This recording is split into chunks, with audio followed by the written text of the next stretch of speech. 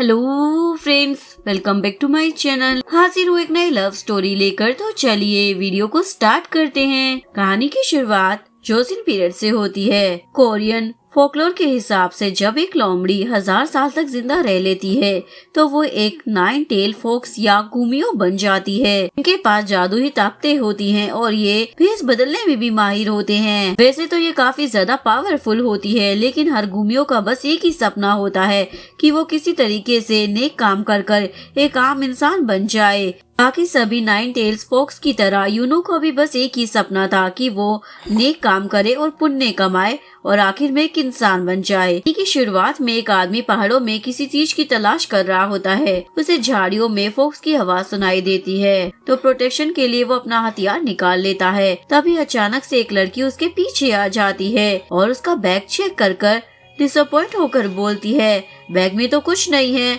जिसे देखकर वो आदमी काफी ज्यादा घबरा जाता है। वो लड़की उससे पूछने लग जाती है, पिछले 3 महीनों से तुम इस पहाड़ पर क्या ढूंढ रहे हो? के बाद वो लड़की उससे हानियांग का पता पूछती है। आदमी उसे एड्रेस बता देता है, पर वहाँ तक पहुँचने में न कम से कम 20 दिन लगेंगे, तुम कैसे जाओगी? लेकिन जैसे ही वो पीछे मुड़ता है तो वो लड़की वहाँ से गायब होती है। के बाद वो लड़की दोबारा से उस आदमी के पास आती है और उसे बता देती है, तुम्हारी माँ के इलाज के लिए जो जरूरी जड़ी बूटियाँ चाहिए ना, वो इसी जगह पर मिलेगी।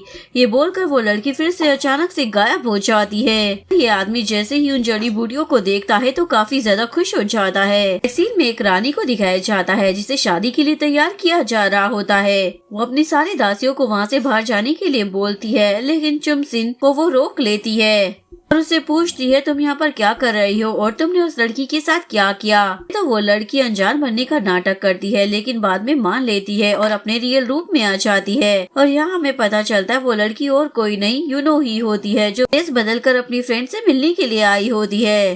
पूछती है, तुम्हें कैसे पता चला?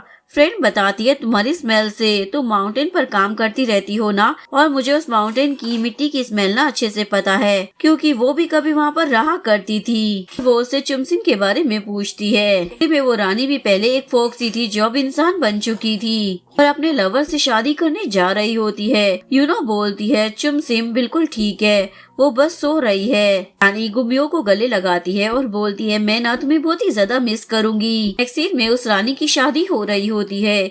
वहीं यूनो चुपचाप खड़ी होकर अपनी फ्रेंड के साथ बिताए हुए पलों को मिस कर रही होती है। बैग में दिखाया जाता है जब वो दोनों मार्केट में आए होते हैं, लेकिन ग्यूमो किसी और तरफ ही देख रही होती है। बाद में यूनो भी ये नोटिस कर लेती है कि पास में एक लड़का खड़ा होता है। यूनो गुमियो से बोलती है, क्या वो मार्केट सिर्फ इस लड़के को देखने के लिए आई थी? वो बोलती है, मुझे तो पहले से ही लगता था जरूर कोई ना कोई बात है। गुमियो बोलती है, ऐसी कोई बात नहीं है, चलो अब चलते हैं। फिर वो लड़का उन दोनों के पास आ जाता है। गुमियो से देखकर बोलती है, आजकल हम दोनों की हर रोज ही मुलाकात हो रही है, शायद ये सिर्फ एक कोइंसिडेंस ही होगा। उसके बाद यूनो अपनी फ्रेंड को हैप्पी मैरिड लाइफ विश कर जाने लगती है। अभी अचानक से अंधेरा छा जाता है और बारिश होने लग जाती है और उसके दिमाग में कुछ फ्लैशेस आते हैं। वो देखती है कि उसकी दोस्त की पूरी जिंदगी सिर्फ दुख, दर्द और मुसीबतों में गुजरने वाली है। लोग यूनो और गुमो को मारने की कोशिश कर रहे होते हैं और उनके पीछे पड़े रहते हैं। वो बताती है, उसकी फ्रेंड आगे चलकर कभी भी खुश नहीं रह पाएगी, क्योंकि वो एक गुमियो है। उसने इंसान बनने की कोशिश की है, इस वजह से उसकी जिंदगी सिर्फ दर्द और गम में भरी रहने वाली है। ये देखकर यूनो को गहरा सदमा लगता है और बोलती है, बेचारी खुशी पाने के लिए इंसान बनी, लेकिन इंसान बनने के बाद भी उसे सच्ची खुशी नसीब ही नहीं होगी। और बस यही वो पल था जब उसने फैसला कर लिया था कि अब वो इंसान नहीं बनना चाहती। ये बात कहानी प्रेजेंट में आ जाती है। यूनो खड़ी होती है, उसके सामने एक आदमी रस्सी से बंधा हुआ होता है और पूरी तरह से खून से लथपथ होता है, लेकिन यूनो के चेहरे पर कोई भाव ही नहीं होता। वो बिना पल के झपकाए बस उसे देख रही होती है। उसे देखकर यूनो अपने आप से बोलती है, इंसान की जिंदगी कितनी ज्यादा कठिन होती है, ना खुशी ज्यादा देर टिकती है और ना ही उसकी लंबी उम्र होती है। मौत का खतरा हमेशा साथ रहता है। में उसे इंसानों की जिंदगी दुखों से भरी, नाजुक और बेकार लगती है। वो डिसाइड करती है कि वो इंसान बनने का ख्याल अपने दिमाग में भी नहीं लाएगी, बल्कि हमेशा एक 9 टेल फॉक्स बनकर ही अपनी जिंदगी बिताएगी। ये बात कहानी 9 साल पहले चली जाती है। एक स्कूल में 2 टीमों के बीच में फुटबॉल मैच चल रहा होता है, जहां 2 नेशनल टीम के कोच भी मौजूद होते हैं। एजेंट यूनसिक भी वहां पर होती है। ये सब लोग मैच देखने आए होते हैं क्योंकि उनको नेशनल फुटबॉल टीम के लिए प्लेयर चूज करना था। इसी वजह से नेशनल टीम का कोच गेम बहुत ध्यान से ऑब्जर्व कर रहा होता है कि सामने कोच एक लड़की की तारीफ करता है जिसका नाम वू सियोक होता है। वो काफी अमीर स्टूडेंट था जो बस यूथ नेशनल फुटबॉल टीम में सिलेक्ट होने ही वाला था। यहीं पर हमारा मेन लीड भी होता है जिसका नाम कांग होता है। नेशनल टीम देखती है कि कांग बहुत ही अच्छे तरीके से फुटबॉल खेल रहा है। नेशनल टीम का कोच हैरानी से दूसरे कोच से पूछता है ये लड़का कौन है। बताता है इसका नाम कांग है लेकिन ये अच्छा प्लेयर नहीं है। मैं कोच नहीं चाहता था कि वो सियोक के बदले कांग का सिलेक्शन हो। मिलाकर वो कांग को शो ऑफ बंद करने के लिए बोल देता है। नेक्स्ट सीन में कोच कांग को सजा देता है और उसे मार भी रहा था। मैंने तुम्हें पहले ही मना किया था कि आज अच्छा मत खेलना, लेकिन तुमने मेरी बात नहीं मानी। लेकिन कोच तो और भी ज्यादा जोर से चिल्लाने लग जाता है तुमने गोल किया ही क्यों। इस वजह से वू सियोक के सिलेक्शन में दिक्कत आ गई और इसीलिए अब मैं तुम्हें ना छोड़ने वाला नहीं हूँ। मेरे पास तो इतने पैसे भी नहीं होते कि तुम टाइम पर क्लब की फीस भर सको। वू सियोक की फैमिली ना स्कूल को फंड करती है, इसलिए कोच उसे सजा दे रहा होता है क्योंकि उसने वू सियोक का चांस खराब कर दिया था। सीन में वू सियोक के डैड को दिखाया जाता है जो सभी बच्चों के लिए स्नैक्स लेकर आए होते हैं। साथ ही वो कोच को अलग से कुछ पैसे भी दे देते हैं। कांग भी ये सब कुछ देख रहा होता है पर वो सियोक कांग को भी स्नैक्स ऑफर करता है लेकिन वो मना कर देता है। दूसरी तरफ हमें गुमसू कंस्ट्रक्शन के करप्ट सीईओ ली यून को दिखाया जाता है। वो अपने ड्राइवर के साथ गाड़ी में एक बड़ी डील के लिए जा रहा होता है। रेडियो पे न्यूज चल रही होती है कि गुमसू कंस्ट्रक्शन कंपनी एक बड़े स्कैंडल में फंस गई है और इस डील को जीतने के बहुत कम चांस हैं। ड्राइवर रेडियो ऑफ कर देता है। उसके बाद वो ड्राइवर पर गुस्सा करने लग जाता है और बोलता है क्या तुम्हारे कान में दर्द हो रहा है क्योंकि ये लोग मुझे गालियां दे रहे हैं। लेकिन ड्राइवर डर कर उसे समझाने की कोशिश कर रहा होता है और पूछता है क्या मैं फिर से रेडियो ऑन कर दूं। इसी बीच ड्राइवर से गलती से एक सिग्नल मिस हो जाता है और ली यून के हाथ से कंस्ट्रक्शन प्रोजेक्ट की मैगजीन गिर जाती है जिसकी वजह से ली यून और भी ज्यादा भड़क जाता है और वो गुस्से में उस ड्राइवर को रास्ते में मारता है और नौकरी से निकाल देता है और खुद ड्राइव कर ऑफिस में जाता है। ड्राइविंग की वजह से उसके कपड़े थोड़े से खराब हो गए होते हैं इसलिए वो अपने असिस्टेंट के साथ कपड़े चेंज करता है। बाद में सभी लोग वहाँ से निकलने लग जाते हैं। सेक्रेटरी बताता है जल्दी ना बोर्ड मीटिंग होने वाली है लेकिन जो प्रोजेक्ट हमें मिलने वाला था मुझे डाउट हो रहा है कि वो हमें नहीं मिलेगा। यून बोलता है मेरे पास बहुत सारा पैसा है, पैसा ना सब कुछ करा सकता है, तुम्हें ना टेंशन लेने की जरूरत नहीं है, मैं सब कुछ खुद हैंडल कर लूंगा। उसके बाद वो हॉल में जाकर बैठ जाता है और उस प्रोजेक्ट को पाने के लिए कई कंपनियों के लोग वहाँ पर होते हैं।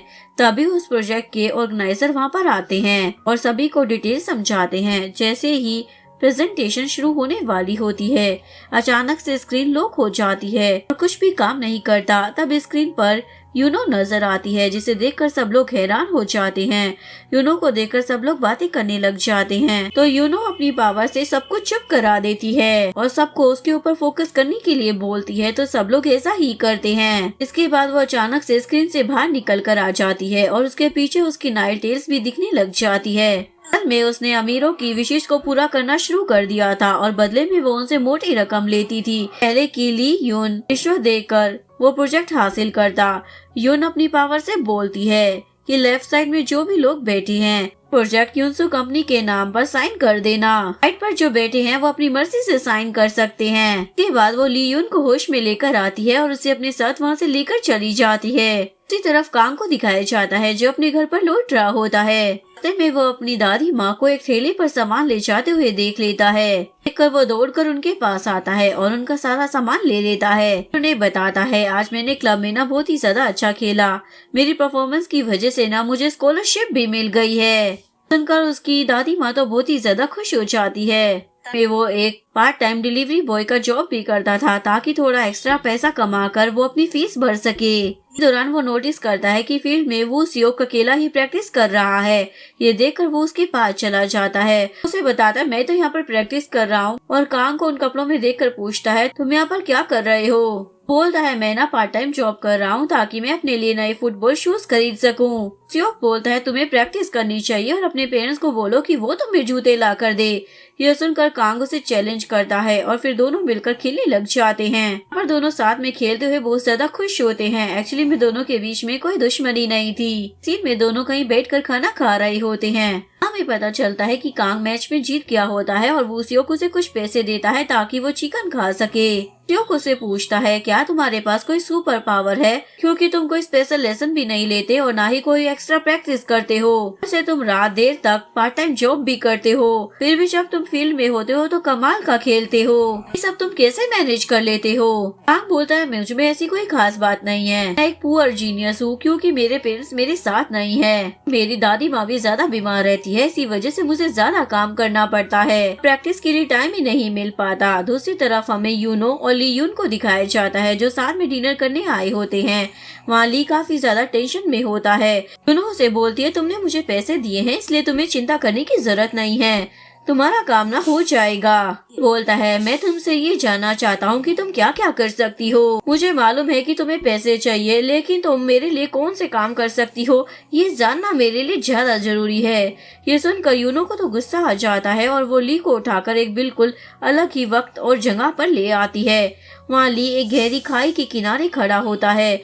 यूनो उसके पीछे आती है और बोलती है सिर्फ देने का मतलब ये नहीं होता कि तुम मुझे ऑर्डर देने लगोगे या फिर तुम ये समझो कि तुम जो कहोगे वही मैं करूँगी। ये बोलकर वो उसे नीचे धक्का मार देती है। इसके बाद वो उसे एक चर्च में लेकर आ जाती है, से बोलती है मैं तुम्हारी मदद करूंगी या नहीं ये सिर्फ मेरा फैसला होगा। अगर तुम मुझसे कोई विश मांगो उसे पूरा करना है या नहीं ये भी मैं ही डिसाइड करूंगी, इसलिए ना तुम कभी भी मुझसे सवाल नहीं पूछ सकते हो। के बाद वो ली को वापस से उसी रेस्टोरेंट में लेकर आ जाती है और बोलती है मेरा सिर्फ एक ही असूल है, मैं सिर्फ वही विशेष पूरी करूंगी जो मेरा मन करेगा। वो कभी भी कोई नेक काम नहीं करेगी ताकि वो गलती से भी इंसान ना बन जाए और ना ही कोई बड़ा पाप करेगी जैसे कि किसी को मारना जिससे कि उसकी शक्तियाँ छीन जाए। और बोलती है टेंशन मतलब मैंने तुम्हारी गाड़ी से पैसे ले लिए हैं। तभी ली उनको उसके सेक्रेटरी कॉल करता है और बोलता है तुम अभी जा सकते हो और जाकर सबके साथ फोटो ले लो। नेक्स्ट सीन में कांग घर पर आता है। दादी को सोता हुआ देखकर वो उन्हें ब्लैंकेट से कवर कर देता है।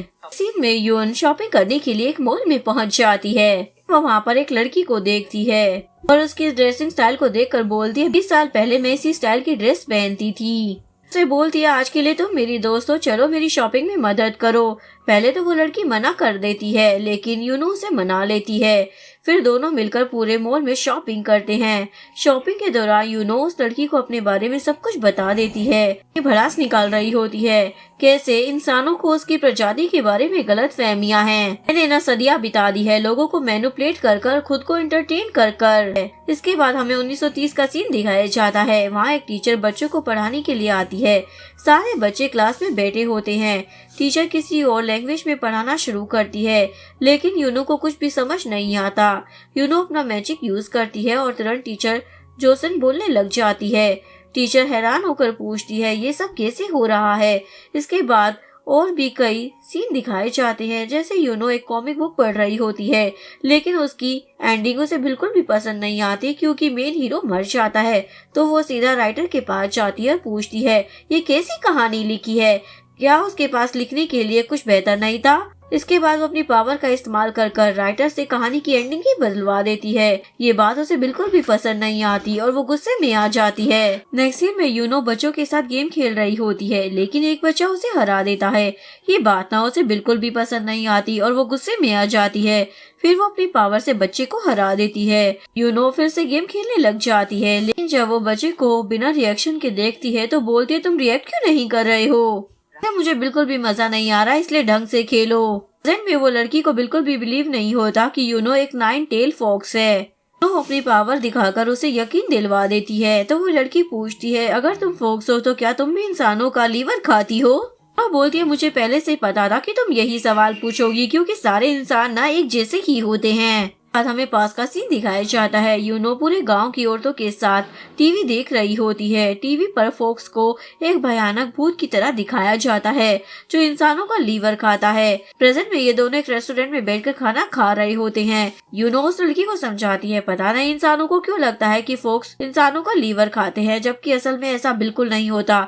अगर वो किसी इंसान को नुकसान पहुँचाएगी ना तो उनकी सारी ताकतें छिन जाती है। यूनो से बताती है अब इस पूरी धरती पर मैं ही अकेली एक ही बची हूँ जो नाइन टेल फॉक्स है, क्योंकि उससे पहले जो भी थे ना वो इंसान बनकर मर चुके हैं। वो लड़की पूछती है क्या कभी उसे इंसान बनने का मन नहीं हुआ। बोलती है मुझे समझ नहीं आता इंसानों को जिंदा रहना इतना ज्यादा भारी क्यों लगता है, जबकि मुझे तो काफी ज्यादा मजा आता है। लड़की उसे ताना मारती है तुमने आज तक अपनी लाइफ में कुछ भी हासिल नहीं किया, तुम्हारी जिंदगी का कोई मकसद ही नहीं है, ना ही कोई दोस्त है ना प्यार है, तुम बहुत ज्यादा अकेली हो, मुझे तुम पर तरस आता है। ये सुनकर यूनो काफी ज्यादा शौक हो जाती है और अपनी मैजिक से वो उस लड़की को उसकी साइड लेने के लिए बोलती है। तो वो लड़की यूनो से बोलती है आप बहुत ज्यादा अच्छी हो, मैं आपकी तरह बनना चाहती हूँ, सिर्फ पैसा उड़ाना एंजॉय करना चाहती हूँ बिना किसी की केयर किए। ये सुनकर यूनो फिर से चिढ़ जाती है और उसे खाने के लिए बोलती है। दूसरी तरफ वू सियोक एक शू शॉप में होता है, तभी कांग भी वहाँ आ जाता है। वू सियोक बोलता है जो भी शूज पसंद आए वो ले लो। कांग पूछता है वो ऐसा क्यों कर रहा है। बोलता है तुमने ही तो कहा था कि तुम्हें शूज चाहिए, इसलिए तुम पार्ट टाइम जॉब कर रहे थे ना, तो बेटर है कि तुम शूज ले लो, पार्ट टाइम जॉब छोड़कर प्रैक्टिस पर ध्यान दो। मुझे शू की ब्रांड की तरफ से ना स्पॉन्सरशिप मिल रही है, इसलिए उसे 20 मिलियन वॉन मिलेंगे जो जिसे मैं अकेला खर्च नहीं कर सकता। सुनकर कांग तो चिढ़ जाता है, क्या तुम मुझे भिखारी समझ रहे हो, जो कहोगे वो मैं मान लूंगा। ये बोलकर कांग तो वहाँ से चला जाता है। रास्ते में गलती से उसकी टक्कर यूनो से हो जाती है और वो काफी दूर जाकर गिर जाता है। यूनो उसके पास आती है और पूछती है तुम्हें कहीं चोट तो नहीं लगी ना, ऐसे तुम्हें ना ज्यादा एक्सरसाइज करनी चाहिए किताबों में खुद को घुसाने की बजाय। और वो उसे कमजोर बोलकर वहाँ से जाने के लिए बोल देती है। कांग तो हैरान होकर उसे देख रहा होता है, क्या तुमको कहीं चोट नहीं लगी। अभी वहाँ पर वू सियोक आ जाता है। कांग यूनो से माफी मांग कर वहाँ से चला जाता है। कांग और वू सियोक वहाँ से निकल रहे होते हैं तो यूनो को अचानक से फ्यूचर के कुछ फ्लैशेस दिख रहे होते हैं।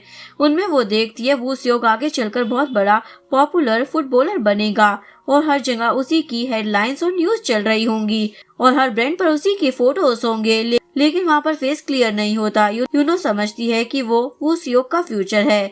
ये सब देखकर यूनो ये बातें साथ वाली लड़की को भी बता देती है कि वो फ्यूचर में बहुत ज्यादा फेमस होने वाला है और अमीर भी बनेगा। वो सोचती है क्यों ना इसे अपना क्लाइंट बना लूं ताकि इसके पैसे लूट सकूं। इस पर वो लड़की यूनो को बोलती है आप अक्सर अमीर लोगों की विशेष पूरी करती है ना, उनसे पैसे लेती है, लेकिन अब जब हम दोनों दोस्त बन चुके हैं तो क्या तुम मेरी कोई विश पूरी करोगी। ना बोलती है मुझे पहले से ही पता था सारे इंसान ना एक जैसे होते हैं। ये बोलकर वो अपने मैजिक से उस लड़की की सारी यादें मिटा देती है और उसे वहाँ से चले जाने को बोल देती है। अपने मैजिक से दो स्टाफ को अपने बैग उठाने के लिए बोलती है। तभी अचानक यूनो के आसपास का पूरा वक्त थम जाता है, वहाँ मौजूद सब लोग फ्रीज हो जाते हैं। तभी एक रहस्यमयी अजनबी वहाँ आता है और उसे जानवर कहकर बुलाता है। लॉर्ड बागुन होते हैं जो स्वर्ग से एक चेतावनी लेकर आए हैं। यूनो को वार्न करते हैं तुम ना बड़े लंबे समय से नियम तोड़ रही हो और चालाकी कर रही हो, लेकिन अब बाप का घराना भर चुका है, जल्दी उसे चुनना होगा, या तो तुम इंसान बन जाओ वरना तुम हमेशा के लिए खत्म हो जाओगी। यूनो तो इस वार्निंग का मजाक उड़ाती है, जैसी हो ना मैं उसी हाल में खुश हूँ, इंसानों की तरह हमेशा टेंशन और दुख लेकर जीना नहीं चाहती हूँ ना ही सिर्फ खुशी के लिए दिन रात 10-10 घंटे काम करना चाहती हूँ। सब कुछ मिल जाए उसी वक्त मर जाने वाली जिंदगी भी मैं मंजूर नहीं करती। मैं फॉक्स बनकर बहुत ही ज्यादा खुश हूँ। और यहीं पर वो ऊपर वाले को चैलेंज कर देती है। भगवान भी सुन रहे होंगे ना, तो उन्हें भी समझ में आ जाना चाहिए कि इंसान कितनी ज्यादा बेकार जिंदगी जीते हैं। मैं कभी भी इंसान नहीं बनना चाहती। इतना बोलकर वो वहाँ से जाने लगती है। तभी लॉर्ड उसे चेतावनी देता है, जल्दी उसका वक्त खत्म होने वाला है, उसे किसी एक चीज को चुनना ही पड़ेगा, या तो इंसान बनना होगा वरना वो इसी तरह मिट जाएगी। ये सुनकर यूनो और भी ज्यादा गुस्से में आ जाती है और वहाँ से चली जाती है। नेक्स्ट सीन में वू सियोक कांग को सॉरी बोलता है, तुम्हें मेरा बिहेवियर खराब लगा तो मैं तुमसे माफी मांगता हूँ, लेकिन मैं सिर्फ तुम्हारी हेल्प करना चाहता था। लेकिन कांग उसे कुछ नहीं बोलता। वू सियोक उसे खेलने का चैलेंज करता है, वो भी खुशी खुशी मान जाता है। दूसरी तरफ लियून को दिखाया जाता है डील जीतने की खुशी में अपने सभी एम्प्लॉयज के साथ पार्टी कर रहा होता है और काफी ज्यादा ड्रिंक कर लेता है। वू सियोक और कांग खेल रहे होते हैं। खेलते खेलते अचानक से बॉल रोड पर चली जाती है, जहाँ से यूनो आ रही होती है और बॉल सीधा उसके सर पर लग जाता है। कांग वू सियोक से बोलता है तुम जाओ, मैं बॉल ला कर रख देता हूँ। जैसे ही कांग बॉल उठाने के लिए आगे बढ़ता है, यूनो उसकी तरफ बॉल फेंक देती है, लेकिन बॉल फट जाता है। ये देखकर कांग गुस्से में पूछता है तुमने ऐसा क्यों किया। बोलती है मैं तो तुम्हारा सर फोड़ना चाहती थी, लेकिन मैं ऐसा नहीं कर सकती, मैं ना एक 9 टेल फॉक्स हूँ, अगर मैंने किसी इंसान को नुकसान पहुँचाया तो मेरी ताकतें चली जाएंगी, इसलिए मैंने सारा गुस्सा बॉल पर निकाल दिया। कांग हैरानगी से पूछता है, इतनी मजबूत बॉल की हवा तुमने कैसे निकाल दी? यूनो बोलती है, तुम एक कमजोर इंसान हो लेकिन मैं ऐसी नहीं हूँ। ये सुनकर कांग भी भड़क जाता है और बोलता है, तुम हमेशा मुझे कमजोर क्यों बोलती रहती हो? मैं ना एक एथलीट हूँ और एकदम फिट हूँ, चाहो तो मेरी बॉडी देख सकती हो, मैं ना एक फुटबॉल प्लेयर हूँ।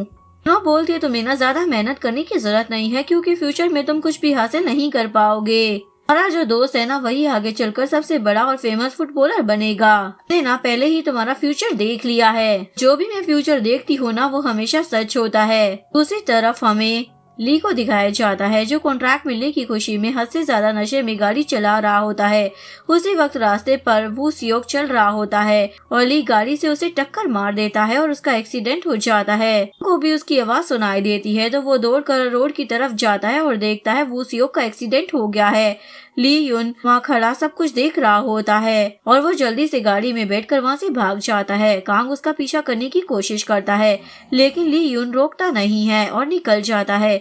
इसके बाद कांग वू सियोक को हॉस्पिटल में एडमिट करवा देता है। इसके बाद अगले दिन का सीन दिखाया जाता है। ली अपनी गाड़ी में होता है और काफी ज्यादा घबराया होता है, जबकि दूसरी तरफ पुलिस कांग से पूछताछ कर रही होती है। पुलिस उससे गाड़ी के बारे में सवाल पूछती है क्योंकि उसने एक्सीडेंट करने वाले का चेहरा भी देखा होता है, इसलिए वो उसे डिटेल्स मांग रहे होते हैं।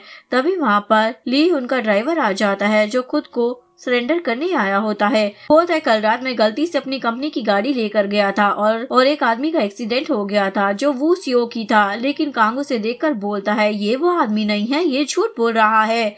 इस बात पर कांग और ड्राइवर के बीच में झगड़ा हो जाता है।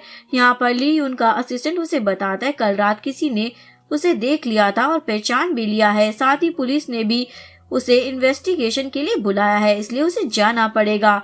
ये सब सुनकर ली तो बहुत ही ज्यादा गुस्सा हो जाता है और अपने असिस्टेंट को ऑफिस से बाहर निकाल देता है और बोलता है अभी वो इस सिचुएशन को खुद हैंडल करेगा। इसके बाद ली यून को यूनो की याद आती है। तभी अचानक से वो यूनो के सामने पहुंच जाता है और उससे दोबारा मदद मांगता है, लेकिन वो बोलती है लेकिन अब मैं सोच रही हूँ क्यों ना मैं काम से 10 साल का गैप ले लूँ, इसलिए मैं तुम्हारी मदद नहीं कर पाऊंगी। तभी ली यूनो से डबल पैसे ऑफर करता है, जिसके बाद वो मान जाती है। तरफ कांग को दिखाया जाता है जो हॉस्पिटल में वू सियोक से मिलने के लिए आता है, लेकिन वहाँ यूनो पहले से ही बैठी होती है। कांग उससे पूछता है तुम यहाँ पर क्या कर रही हो? यूनो उसे बोलती है हम दोनों कितनी बार मिल चुके हैं, शायद हमारी किस्मत जुड़ी हुई है, और अपने मैजिक से कांग की यादें मिटाने की कोशिश करती है। उसे कुछ और ही दिखाई देता है। कांग की तकदीर अब वू सियोक से बदल गई होती है। अब वो गरीब लड़का कांग आगे चलकर बहुत ज्यादा फेमस प्लेयर बनने वाला था। विजन का असर इतना ज्यादा गहरा होता है कि यूनो दर्द की मारी गिरने लग जाती है और उसे लॉर्ड की बातें याद आ जाती है। उसने उसे कहा था कि अब उसके पास बहुत ही कम वक्त बचा है। यूनो गिरने वाली थी। कांग आकर उसे अपनी बाहों में संभाल लेता है और यहीं पर यूनो का राज खुल जाता है। उसकी 9 टेल कांग के सामने आ जाती है। ये सब देखकर कांग पूरी तरीके से शॉक हो जाता है। यूनो खुद को संभालती है। कांग उसे उठाता है, लेकिन यूनो उससे ज्यादा बात नहीं करती। कांग घबराते हुए पूछता है क्या तुम ठीक हो? यूनो उल्टा सवाल करने लग जाती है क्या मैं तुम्हें ठीक लग रही हूँ, और उसे अपने से दूर रहने के लिए बोलती है। कांग उसकी 9 टेल्स के बारे में पूछता है तो यूनो सीधे शब्दों में बोल देती है ये उसकी पर्सनल बात है और इस टॉपिक पर बात करने का उसका बिल्कुल भी मूड नहीं है। जरूरी काम बोलकर वहाँ से चली जाती है। यूनो को लगता है कि वो बिना रुकावट दरवाजे के पार निकल जाएगी, लेकिन ऐसा नहीं होता। वो सीधा दरवाजे से टकरा जाती है और नीचे गिर जाती है। ये देखकर कांग उसे पूछता है अचानक से तुम्हें क्या हो गया है, लेकिन वो गुस्से में बोलती है मेरी काफी सारी स्पिरिचुअल पावर ना खत्म हो चुकी है। मुश्किल के साथ वो दरवाजा खोल पाती है और बिना कुछ कहे वहाँ से चली जाती है। उसे देखने के लिए बाहर तक आता है, लेकिन तब तक यूनो वहाँ से गायब हो चुकी होती है। इस सीन में यूनो लॉर्ड से मिलने के लिए टेम्पल पर पहुंच जाती है, पर वो अपनी पावर का यूज कर एक रोड निकालने की कोशिश करती है, लेकिन उसकी ताकत काफी कम हो चुकी होती है। इसी वजह से वो ठीक से एक रोड भी अपनी तरफ नहीं ला पाती। लेकिन धीरे धीरे खींचकर वो उस रोड को अपने पास ले आती है। इसके बाद यूनो मंदिर के अंदर आ जाती है, जहाँ पर बहुत सारी देवी देवताओं की मूर्ति लगी होती है। बोलती है मुझे बात करनी है, लेकिन उसे कोई जवाब नहीं मिलता तो गुस्से में आकर वो रोड से एक मूर्ति तोड़ देती है और फिर दूसरी देखते ही देखते वो सारी मूर्तियाँ तोड़ देती है। इसके बाद वो जलती हुई कैंडल उठाकर आगे फेंकती है ताकि सब कुछ आग में जल जाए, लेकिन कैंडल हवा के बीच ही रुक जाती है उसी वक्त लॉर्ड वहाँ पर आ जाता है और वही केंडल को रोकता है। अपनी शक्ति से मंदिर को फिर से पहले जैसा बना देता है। उन बोलता है, मुझे लगा था कम से कम तुम देवताओं का तो सम्मान करोगी, तुमने उल्टा कर दिया। ये बताओ ये मूर्तियाँ किसने तोड़ी, लोहे की रोड ने या फिर तुमने? वो बोलती है, मैं यहाँ पर तुम्हारी बेकार बातें सुनने के लिए नहीं आई हूँ। पावर कम हो गई है और मुझे जानना है कि इसके पीछे वजह क्या है। हम बोलता है, मैंने तो तुम्हें पहले ही वार्न किया था कि तुम्हारा बैलेंस बिगड़ रहा है, लेकिन तुमने मेरी बातों को सीरियस ही नहीं लिया। आज तुम्हारी वजह से एक आदमी की जान चली गई, जबकि उसका मरना तय नहीं था। इसी की सजा तुम्हें मिल रही है और धीरे धीरे तुम्हारी सारी ताकतें छीनी जा रही हैं। एक तरफ ली यून के असिस्टेंट को दिखाया जाता है जो किसी की डेड बॉडी को दफन कर रहा होता है। यहीं पर सीन कट हो जाता है। इधर कांग को दिखाया जाता है जो बस स्टॉप पर बैठकर घर के लिए बस का इंतजार कर रहा होता है। तभी अचानक यून आकर उसके पास बैठ जाती है। कांग पूछता है, तुम अचानक से कहाँ से आ गई, क्योंकि थोड़ी देर पहले यहाँ पर कोई भी नहीं था। तभी उसकी बस छूट जाती है। कांग बस के पीछे दौड़ता है लेकिन बस रुकती नहीं है। इसके बाद वो परेशान हो जाता है कि वो घर कैसे जाएगा। यूनो बोलती है, मुझे तुमसे बात करनी है, लेकिन कांग परेशान हो जाता है क्योंकि उसका घर लगभग 4 घंटे दूर होता है और अब कोई भी बस नहीं होती। यूनो बोलती है, मैं तुम्हें घर तक छोड़ दूंगी, लेकिन बदले में तुम्हें मेरी बात सुननी होगी। कांग पूछता है, तुम ये कैसे करोगी? वो स्माइल करते हुए बोलती है, तुमने टेलीपोर्टेशन का नाम तो सुना ही होगा ना। और फिर वो कांग का हाथ पकड़ लेती है और अपनी शक्ति का यूज कर उसे सीधा उसके घर के सामने लाकर खड़ा कर देती है। तो शौक हो जाता है, क्या तुम दुनिया के किसी भी कोने में जा सकती हो? फिर बोलता नहीं जा सकती होगी क्योंकि ओशन को क्रॉस करना पड़ेगा ना। यूनो चिढ़ कर बोलती है, क्यों नहीं जा सकती? टाइम पर तो मैं न्यूयॉर्क में उठती थी, फ्रांस में लंच करती थी और कॉफी के लिए इटली जाती थी, लेकिन कुछ टाइम बाद बोर होकर वापस लौट आई। ये सब तो मेरे लिए एक नॉर्मल सी बात है। ये सुनकर कांग तो उसका हाथ पकड़ लेता है। यूनो को समझ ही नहीं आ रहा होता ये ऐसा क्यों कर रहा है। कांग बोलता है, फिर से ऐसा कर दिखाओ ना। उसे अपना हाथ छोड़ने के लिए बोलती है, मेरा तुम्हारी मदद चाहिए, तुम्हें ज्यादा कुछ नहीं करना होगा, बस मुझसे एक विश मांगनी है, मैं उस विश को पूरा कर दूंगी। कांग को समझ ही नहीं आता कि वो कौन सी विश मांगे। यूनो से पूछती है, क्या तुम चाहते हो कि जिसने एक्सीडेंट किया था वो ड्राइवर पकड़ा जाए? कांग ये सुनकर सोच में पड़ जाता है और यहीं पर सीन कट होता है। नेक्स्ट सीन में ली यून को दिखाते हैं जो लॉयर के साथ पुलिस स्टेशन में होता है। ली तो फुल कॉन्फिडेंस में होता है कि उसका कोई भी कुछ भी बिगाड़ने वाला नहीं है, क्योंकि उसे भरोसा होता है कि उसके खिलाफ कोई प्रूफ नहीं मिलेगा। लेकिन पुलिस जब उसे सीसीटीवी फुटेज दिखाती है तो उसके होश उड़ जाते हैं। वीडियो में क्लियर दिख रहा होता है कि ली यून गाड़ी से उतरकर सब कुछ देख रहा था। ये देखते ही ली घबरा जाता है और वो तुरंत वॉशरूम जाकर यूनो को बुलाने के लिए विश कार्ड जलाना शुरू कर देता है। एक के बाद एक कई कार्ड जला देता है, लेकिन यूनो कहीं नजर नहीं आती, जिस वजह से ली और भी ज्यादा गुस्से में आ जाता है। का सीन दिखाया जाता है। ली पुलिस स्टेशन से बाहर निकलकर अपनी कार में बैठता है। उसे उसके डैड का कॉल आ जाता है। वो उससे पूछ रहे होते हैं कि पुलिस इंक्वायरी क्यों चल रही है। बोलता है, सब कुछ ना कंट्रोल में है, आप चिंता मत कीजिए। उसके डैड उसे कंपनी के प्रेसिडेंट की पोस्ट से हटाने की धमकी देते हैं। सुनकर ली तो बहुत ही ज्यादा घबरा जाता है। इसी बीच रेडियो पर न्यूज आती है, चैन की डेड बॉडी मिल चुकी है। अचानक से गाड़ी अपने आप तेज चलने लग जाती है। ड्राइवर घबरा कर बोलता है, उसने कुछ नहीं किया, गाड़ी खुद ही स्पीड पकड़ रही है। ली देखता है साइड सीट पर यून बैठी हुई है। ली चिल्लाता है, ये सब तुम कर रही हो?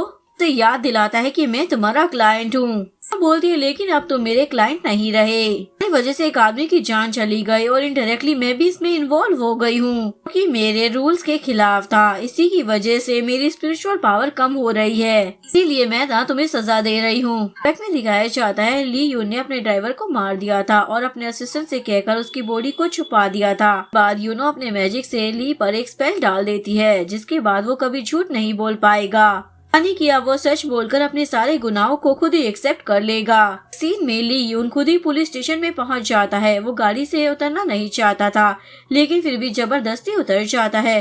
वो खुद को कंट्रोल करने की पूरी कोशिश करता है। तभी मीडिया वाले उसे घेर लेते हैं और वो उनके सामने सब कुछ उगल लेता है और मान लेता है कि उसने वोंग चन को मारा है, पैसे चुराए हैं और भी कई गलत काम किए हैं। इतने में ही पुलिस वहाँ पर पहुँच जाती है और उसे गिरफ्तार कर लेती है। नेक्स्ट सीन में यूनो की पावर पास वापस आ जाती है। यूनो अपने घर के अंदर एक तराजू देखती है। एक तरफ एक मूर्ति रखी होती है और दूसरी तरफ नीला रंग का गोला। अब दोनों का वजन बराबर हो चुका होता है और यही वो तराजू है जिसके बारे में लॉर्ड बागुन ने पहले ही उसे चेतावनी दी थी। दूसरी तरफ कांग को दिखाया जाता है जो फील्ड में प्रैक्टिस कर रहा होता है। कुछ देर बाद जब वो ब्रेक लेता है तो यूनो वहाँ पर एक सूटकेस लेकर आ जाती है। यूनो को देखकर कांग तो शॉक हो जाता है और पूछता है ये क्या है। यूनो बताती है ये मेरी तरफ से एक तोहफा है और तुम्हें जल्दी इसकी जरूरत पड़ने वाली है। कांग उससे पूछता है क्या तुमने ही ये सब कुछ किया है, तो यूनो हाँ में जवाब देती है। कांग पूछता है आखिर तुम हो कौन। यूनो को लगता है कि वो उसका नाम पूछ रहा है, इसलिए बोलती है हर कोई मेरा नाम जानना चाहता है लेकिन मैं किसी इंसान को अपना नाम नहीं बता सकती हूँ। कांग बोलता है मैं तुम्हारा नाम नहीं बल्कि असल में ये जानना चाहता हूँ कि तुम चीज क्या हो। यूनो उसे पूछती है तुम्हें क्या लगता है। कांग अंदाजा लगाता है शायद तुम कोई डीमन हो, लेकिन यूनो उसे मना कर देती है और बोलती है देखो मैं कितनी ज्यादा प्रिटी हूँ, मुझे देखकर तुम्हें क्या फील होता है। उसके बाद कांग बोलता है शायद तुम एक गोस्ट हो। चिढ़कर बोलती है मैं एक गुम ईगो हूँ, यानी कि 9 टेल फॉक्स। शौक होकर पूछता है तुम सच में 9 टेल फॉक्स हो। तभी उसे याद आ जाता है हॉस्पिटल में उसने सफेद पूंछ देखी थी। यूनो बोलती है लेकिन सभी गुमियों की तरह मैं ह्यूमन लीवर नहीं खाती हूँ और मुझे कोई ह्यूमन बनने की इच्छा भी नहीं है। उसके बाद यूनो उसे विश कार्ड देकर बोलती है तुम्हें इसकी जरूरत पड़ सकती है, तुम फ्यूचर में काफी अमीर होने वाले हो, तुम ना मेरे क्लाइंट बनने वाले हो। उसके बाद मैं तुम्हारी एक विश पूरी करूंगी और बदले में तुमसे अच्छा खासा पैसा लूंगी। कांग बोलता है मैंने तो कहा ही था कि मैं बहुत ही ज्यादा फेमस होऊंगा।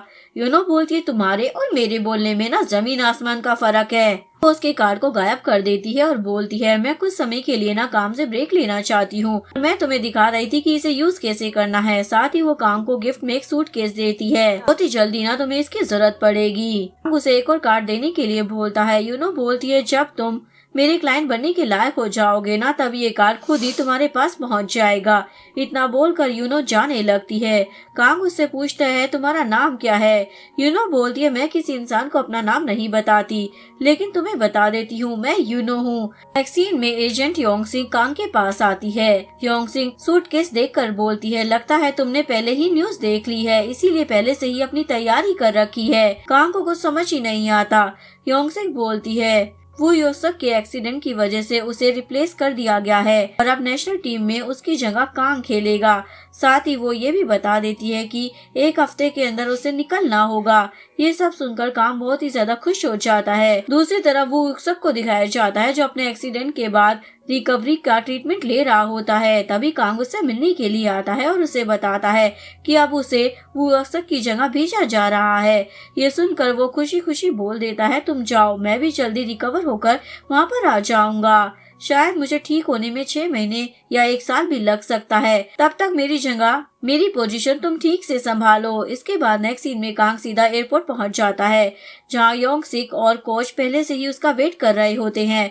इसके बाद कहानी 9 साल आगे शिफ्ट हो जाती है जहां यूनो एक आइलैंड खरीदना चाहती थी। डीलर उसे बताता है आइलैंड की कीमत ना 12 बिलियन वॉन है। यहाँ पर एक लग्जरी रिजॉर्ट बनाया जा सकता है या फिर घर बनाकर एक पूरी कॉलोनी स्टैब्लिश की जा सकती है। लेकिन यूनो बोलती है मैं उस आइलैंड को सिर्फ अपने पर्सनल यूज के लिए खरीद रही हूँ और वहाँ पर अकेली ही रहना चाहती हूँ। ये सुनकर एजेंट को थोड़ा स्ट्रेंज लगता है तो मैजिक यूज कर बोलती है पैसे ट्रांसफर हो गए होंगे, लेकिन चेक करने पर पता चलता है कि अकाउंट में एक चवन्नी भी नहीं आई है। ये देखकर यूनो बिल्कुल शॉक हो जाती है। वो खुद से बोलती है इतने सालों का ब्रेक लेने के बाद क्या मेरे पास पैसा नहीं बचा। बाद वो बार्गेनिंग कर डील 10 बिलियन पर लेकर आ जाती है।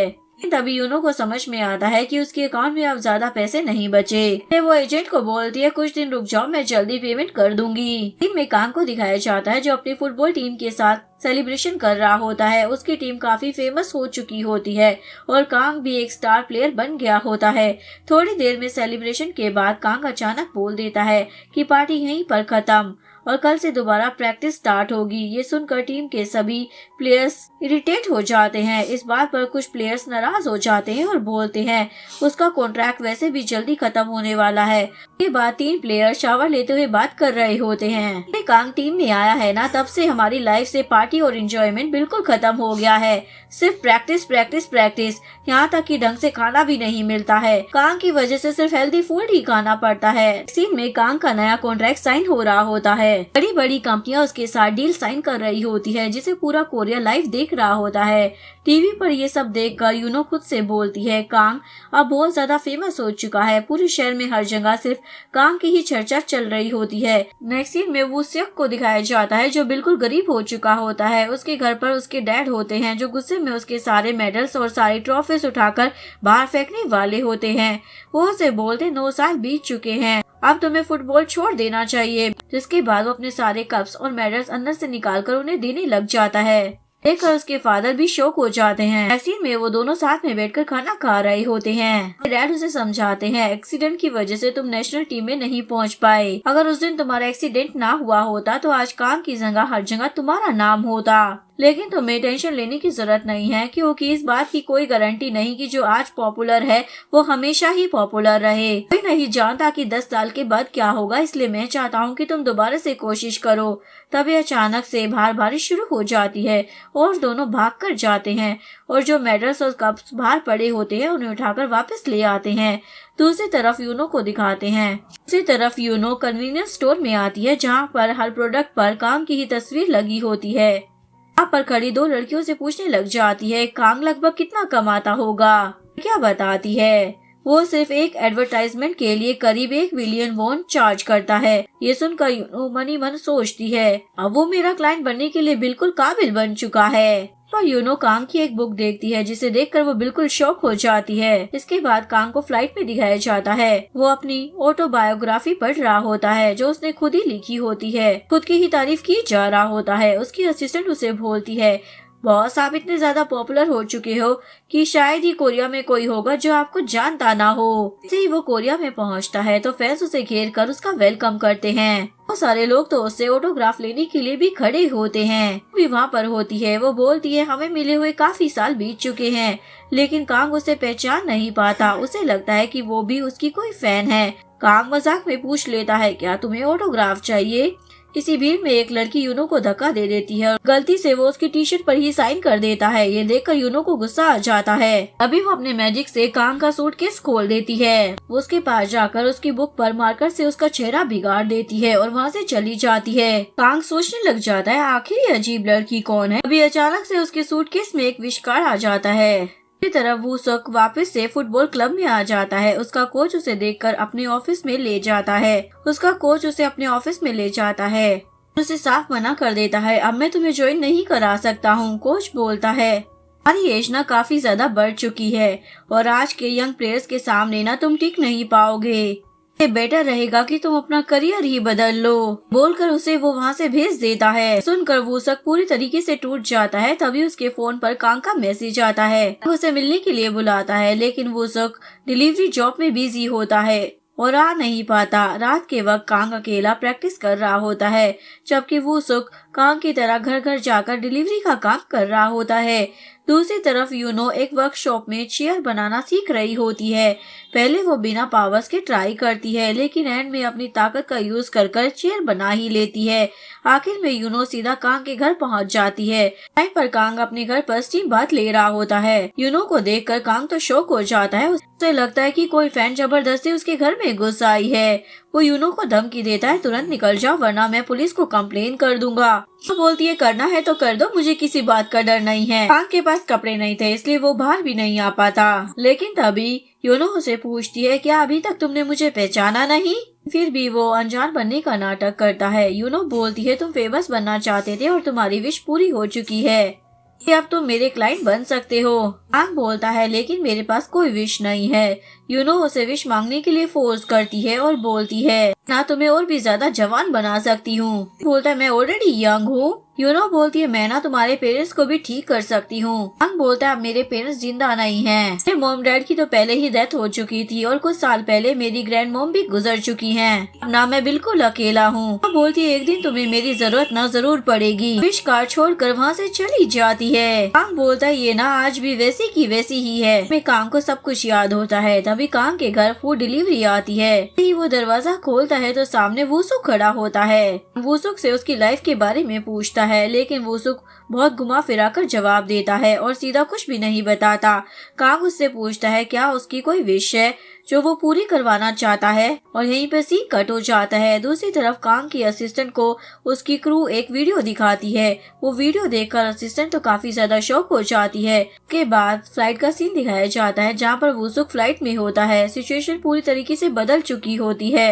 अब वुसुक एक बहुत ही ज्यादा पॉपुलर फुटबॉल प्लेयर बन चुका होता है। एयर होस्टेस आकर उसे बताती है पूरी कोरिया में शायद ही कोई होगा जो उसे नहीं जानता होगा। इस तरफ कांग को दिखाया जाता है जिसकी आंखें वुसुक के घर में खुलती है। उसे कुछ भी समझ नहीं आ रहा होता। जैसे ही वो बाहर निकलता है तो देखता है यूनो वहाँ पर खड़ी है। यूनो बोलती है जैसा तुमने कहा था वैसे मैंने तुम्हारी विश पूरी कर दी है। ये सुनकर कांग बिल्कुल शॉक हो जाता है। कांग समझ जाता है कि ये विश वुसुक की थी। यूनो उसे अपनी आखिरी बात बोलती है विश मांगना तुम्हारा काम है लेकिन उसे कैसे पूरा करना है ये मेरे ऊपर डिपेंड करता है। फ्लैशबैक में दिखाया जाता है वुसुक उससे पूछता है ये कार कैसा है। कांग पूछता है क्या तुम्हारी कोई विश है। वुसुक बोलता है क्या अभी भी तुम इन सब चीजों में यकीन करते हो। अपने बारे में इतना मत सोचो और उसे कांग्रेचुलेशन बोलकर चला जाता है। नेक्स्ट डे कांग जब कंपनी में आ रहा होता है तो उसकी असिस्टेंट उसे बताती है हमारे साथ ना चीटिंग हुई है कि नेशनल कंपनी ने तुम्हारे साथ कॉन्ट्रैक्ट कैंसिल कर दिया है। तो काफी ज्यादा परेशान हो जाता है। इसके बाद ये लोग उस फॉरेनर से बात करने लग जाते हैं। प्रॉब्लम सॉल्व नहीं होती इसलिए असिस्टेंट बोलती है हमें यूके जाकर ही बात करनी होगी। बाद वो दोनों वहाँ से जाने लगते हैं लेकिन तभी उसे पता चलता है कि आज उसकी दादी माँ की डेथ एनिवर्सरी है इसलिए वो असिस्टेंट से बोलता है आप जाओ मैं आ रहा हूँ। बाद वो वुसुक दादी माँ की कब्र के सामने होता है और बोलता है सॉरी कांग नहीं आ पाएगा क्योंकि वो काफी ज्यादा बिजी रहता है। लेकिन तभी कांग भी वहाँ पर आ जाता है और बोलता है मैं यहाँ पर ऐसे कैसे नहीं आता। ये देखकर वो वुसुक खुश होने लग जाता है। बाद ये दोनों बैठकर बातें कर रहे होते हैं। एक्चुअली में जब कांग कोरिया में नहीं था तो वो वुसुक ही उसकी दादी माँ का पूरा ध्यान रखता था जिसके लिए वो आज भी उसका शुक्रगुजार होता है। वो बोलता अगर तुम्हें पैसों की जरूरत हो तो मैं तुम्हें पैसे दे सकता हूँ। बोलता है मैं मानता हूँ कि मुझे पैसों की जरूरत है लेकिन मैं तुमसे पैसे नहीं ले सकता क्योंकि ऐसा करने के बाद ना फिर हम अच्छे दोस्त नहीं रहेंगे और मैं तुमसे नजरें भी नहीं मिला पाऊंगा।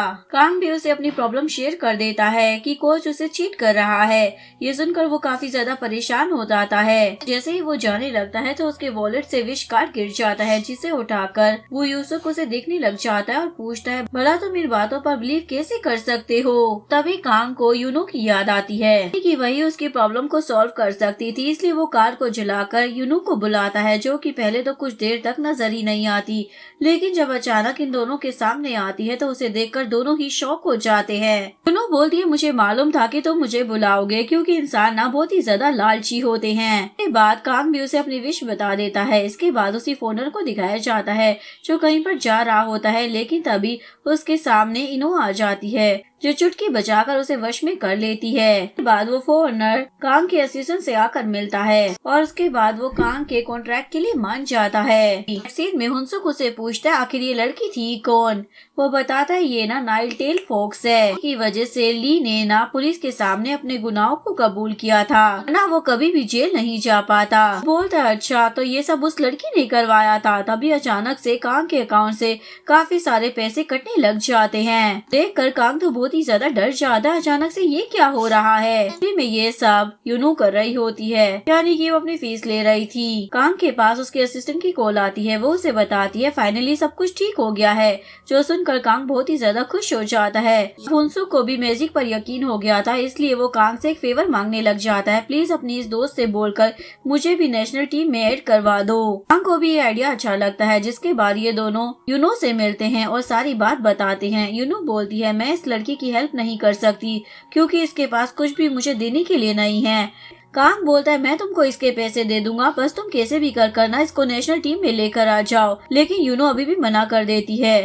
तभी कांग बोलता है 1 मिनट बात खत्म नहीं हुई है इसलिए चुपचाप नीचे बैठ जाओ और रूड होकर बात करने लग जाता है। जब तुम मेरी फर्स्ट विश पूरी करने आई थी तुमने मुझसे पैसे नहीं लिए थे बल्कि ये कहा था कि तुम अपनी गलती ठीक करना चाहती हो। यून को जेल भेजकर वो बोलती हाँ वो मेरी मजबूरी थी क्योंकि मैं ना ही ज्यादा बुरा काम कर सकती हूँ और ना ही ज्यादा अच्छा काम और अगर तुम अपने दोस्त की विश के लिए मुझे अपने पैसे दोगे तो ये विश तुम्हारी कहलाएगी। तुम्हारे लिए ऐसा करना ठीक नहीं होगा। यानी कि एक तरीके से वो कांग को दोस्त समझकर वॉर्न कर रही होती है। इन कांग तो उसे और भी ज्यादा एटीट्यूड दिखाने लग जाता है। लगता है ये काम तुम्हारा बस का ही नहीं है, तो बस नाम की 9 टेल फॉक्स हो। ये सुनकर यूनो को गुस्सा आ जाता है। अभी तक तो मैं तुम्हारे साथ फ्रेंडली थी, लेकिन अब मुझसे तुम इतना ज्यादा कैजुअली बात कर रहे हो तो मैं भी तुम्हें दिखा देती हूँ कि मैं क्या क्या कर सकती हूँ, लेकिन बदले में जो कीमत देनी पड़ेगी ना उसके लिए तैयार रहना। कांग बोलते हैं हाँ बिल्कुल। इसके बाद सीन कट होता है। कांग वापिस से यूके जा रहा होता है। हुनसुक अपने घर पर होता है। पूरा घर हिलने लग जाता है और वहीं कांग को भी सब कुछ हिलता हुआ नजर आ रहा होता है। भी दिखाया जाता है कांग की जगह हुनसुक आ जाता है, क्योंकि अब दोनों की लाइफ आपस में स्विच हो चुकी होती है। अब एक्सीडेंट भी हुनसुक की जगह कांग का होता है। इसके बाद वही सीन दिखाया जाता है कि कांग कैसे हुनसुक के घर में उठकर हैरान हो जाता है, यहाँ पर कैसे आया। और तभी वो यूनो को देखकर पूछने लग जाता है कि तुमने ये क्या कर दिया। बोलती है मैंने तुम्हारी विश पूरी करी है। विश मांगना तुम्हारा काम है, लेकिन उसे पूरा कैसे करना है ये मेरा काम है। फिलहाल अभी ना मैं तुमसे बात नहीं कर सकती हूँ, क्योंकि एक क्लाइंट मेरा इंतजार कर रहा है। इन काम को तो अभी भी समझ में नहीं आ रहा होता कि उसकी लाइफ स्विच हो चुकी है। इसके बाद वो अपने दोस्त वुक्सुक के बारे में पूछने लग जाता है वो कहाँ पर है। वो बताती है वहीं जहाँ पर तुम्हें होना चाहिए था। वुक्सुक भी अपने आप को फ्लाइट में देखकर हैरान हो गया होता है। वो इस बात से भी हैरान था कि ये होस्टेस को उसका नाम कैसे पता है। बोलती है पूरा कोरिया आपको जानता है। इधर कांग के घर में कुछ लड़के आ जाते हैं जो कि युक्सुक के दोस्त होते हैं, लेकिन वो जबरदस्ती कांग को अपने साथ पकड़ कर वहाँ से लेकर जाने लगते हैं। तुम्हें हमारे साथ चल कर ना खुद से माफी मांगनी होगी। दूसरी तरफ यूनो अपने एक क्लाइंट के साथ होती है। वो क्लाइंट उसके लिए उसकी फेवरेट पेस्ट्री लेकर आया होता है, इसलिए वो खुश हो जाती है और पूछती है बताओ तुम्हारी क्या विश है। बोलता है आज मैं विश मांगने नहीं आया बल्कि तुमसे मिलने के लिए आया हूँ, क्योंकि मैं तुम्हें कुछ दिखाना चाहता हूँ। यूनो को अपने म्यूजियम में लाकर दिखाते हैं कि वो खंजर कल रात यहाँ से गायब हो चुका है, को तुम यहाँ पर आकर हमेशा ध्यान से देखती थी। ये देखकर यूनो परेशान हो जाती है और मिस्टर किम के पूछने पर वो उसे उस खंजर की कहानी सुनाने लग जाती है। मेरी एक बड़ी बहन हुआ करती थी जिससे मेरा खून का रिश्ता नहीं था, लेकिन हम सालों से एक साथ थी। लेकिन फिर उसको प्यार हो गया और उसने एक इंसान बनकर एक दूसरे इंसान से शादी कर ली। लेकिन फिर कुछ टाइम के बाद उसके जीवन में परेशानियां आ गई। वो अपने हस्बैंड और छोटे से बेबी के साथ कुछ लोगों से बचकर भाग रही होती है। उसे लगने ही वाला था, लेकिन मैंने अपने मैजिक से उसे रोक दिया था, क्योंकि मैं वहाँ उसे बचाने आ गई थी। बाद में वो एक आदमी से रिचुअल ब्लेड रेडी करवा रही होती है, जिस काम को रोकने के लिए गोड आए थे, पर इनो उनसे लड़ने लग जाती है। मैंने आपको गिमो का फ्यूचर बताकर आपसे हेल्प मांगी थी, लेकिन आपने मदद ही नहीं की। वो बोले हाँ क्योंकि अब वो गुमियो नहीं है, इंसान बन चुकी है, इसलिए मैं कुछ नहीं कर सकता था। यूनो बोलती है रहने दो, मुझे मालूम है कि अब सब कुछ ठीक कैसे करना है। तरफ गिमियो अपने हस्बैंड और बच्चे के साथ एक जगह पर छुपी हुई होती है। इनो उसे बाहर बुलाती है और उसे रिचुअल खंजर देते हुए बोलती है तुम इस खंजर से अपने हस्बैंड को जान से मार दोगी तो तुम फिर से गुमियो बन जाओगी और इस परेशानी भरी जिंदगी से बच जाओगी। सुनकर वो तो शौकी हो जाती है और बोलती है क्या तुम मेरी एक विश पूरी कर सकती हो। बोलती है हाँ बिल्कुल। वो बोलती है देखो मैं जो मांगूंगी ना तुम्हें वो पूरा करना ही होगा, और मेरी विश ये है कि अब तुम फिर दोबारा मेरे सामने मत आना। सुनकर उस बेचारी का तो दिल ही टूट जाता है। प्रेजेंट में वो बता रही होती है वो खंजर आखिरी चीज थी जो मैंने गिमियो को दी थी, और यही वो खतरनाक चीज है जिससे मुझे जान से मारा जा सकता है। कांग हुनसुक के दोस्तों के साथ होता है जिन्हें वो जानता तक नहीं होता। लोग जबरदस्ती कांग को कोच के पास छोड़कर चले जाते हैं। में वुक्सुक ने किसी बात पर कोच को पंच मारा था। अब उन दोनों की लाइफ आपस में स्विच हो गई थी, इसलिए कोच कांग को माफी मांगने के लिए बोल रहा होता है, लेकिन कांग को कोई बात पता नहीं थी, इसलिए वो माफी मांगने की बजाय अपने एटीट्यूड से कोच को और भी ज्यादा गुस्सा दिला देता है। बोल देता है कि मैं ना तुम्हें टीम से बाहर कर रहा हूँ। बोलता हाँ मैं भी यहाँ पर कौन सा रुकना चाहता हूँ, और बाहर आकर वुक्सुक के दोस्तों को बोलता है चलो जल्दी से बताओ तुम लोगों ने कहाँ पर कैमरा छुपा रखा है, क्योंकि मैं जानता हूँ कि तुम लोग यूट्यूब के लिए ये प्रैंक कर रहे हो। इधर यूनो सीसीटीवी फुटेज चेक करती है, लेकिन उसे कुछ भी पता नहीं चल पाता। गार्ड भी उसे यही बोलता है कि मैं कुछ भी नहीं जानता हूँ, जिसके बाद यूनो गार्ड को वश में करती है और वो सच बताने लग जाता है। एक आदमी यहाँ पर आया था जो कि खंजर लेकर गया। लेकिन वो आदमी इससे पहले और कुछ बता पाता तभी नीचे गिर जाता है और उसकी डेथ हो जाती है। चेक करने पर पता चलता है कि उस आदमी पर किसी इंसान ने जादू किया था। मिस्टर किम बोलते हैं अब तुम क्या करोगी। दूसरी तरफ ली यून को दिखाया जाता है जो अपनी सजा पूरी कर जेल से बाहर आ चुका होता है। बाहर उसका दोस्त चियोल उसका इंतजार कर रहा होता है। यहाँ पर हमें दिखाया जाता है कि चियोल ली यून का दोस्त कैसे बना। एक्चुअली में यून ने ली यून पर ये मैजिक किया था कि अब वो कभी भी झूठ नहीं बोल पाएगा, इसलिए जब भी गार्ड उससे कुछ भी पूछता था तो वो अपने साथ साथ बाकी सब की बातें भी बता देता था कि कौन भागने की सोच रहा है और किसके पास कितनी सीक्रेट्स हैं। इसी वजह से सारे क्रिमिनल ली यून को बहुत ही ज्यादा मारा करते थे। लेकिन तभी चोल उन सभी से रुकने को बोलता है और फिर उसके बाद वो कोई मैजिक करता है जिसके बाद सभी लोग घायल होकर बेहोश हो जाते हैं। उसके बाद चोल ली यून से बात करता है, मैं जानता हूँ कि तुम्हारे ऊपर मैजिक हुआ है लेकिन इस ताबीज से जादू खत्म हो जाएगा। बात जैसे ही वो ताबीज लेता है तो वो डायरेक्ट उसके हाथ में चला जाता है। इस वजह से उसके सच बोलने का मैजिक खत्म हो जाता है। प्रेजेंस में ली चोल की कार में होता है लेकिन उसकी कार में काफी कुछ रखा होता है जिसे देखकर वो हैरान हो रहा होता है। उसे बता देता है कि मैं ना 9 पूंछ वाली लोमड़ी को ढूंढ रहा हूँ, मैंने तुम पर जादू किया था, हम मिलकर ना उसे मारेंगे। उनका लियोन तो और भी ज्यादा परेशान होने लग जाता है। इधर यूनहू जो कि म्यूजियम में ही होती है वो एक पेंटिंग में एक पेंटर को देखकर बोलती है, मैं तुम्हें बढ़िया ड्रिंक और टेस्टी सा खाना दूंगी लेकिन बदले में तुम्हें मुझे उस आदमी की फोटो बना कर देनी होगी जिसने खंजर चुराया है। वो आदमी पेंटिंग बनाने लग जाता है। इधर कांग अपने अपार्टमेंट में आता है लेकिन पासवर्ड गलत आ रहा होता है। तभी एक औरत डोर ओपन करती है जो कि इस घर को अपना बता रही होती है, लेकिन कांग के अकॉर्डिंग ये घर उसका था। गार्ड भी वहाँ पर आ जाता है और कांग को रोक रहा होता है पर वो जबरदस्ती घर के अंदर आ जाता है और शौक रह जाता है ये देखकर कि ये अपार्टमेंट उसका नहीं है। नेक्स्ट सीन में चॉल ली को अजीब सी जगह पर लाता है। ली पूछता है भला ये कौन सी जगह है। वो बोलता है ये मैंने उस लोमड़ी को फंसाने के लिए ट्रैप तैयार किया है क्योंकि उसे मैं यहाँ पर लाकर जान से मारूंगा। वो एक ब्लैक मॉन्स्टर डॉग को बुलाता है को चोल ने अपने मैजिक से बनाया होता है। ली तो उस डॉग को देखकर काफी ज्यादा डर रहा होता है। चोल उसे बोलता है तुम्हारे ऊपर ना उस लोमड़ी का जादू हुआ है, ये तुम्हारे खून को सूंघकर मेरा डॉग उस लोमड़ी को ढूंढ लेगा।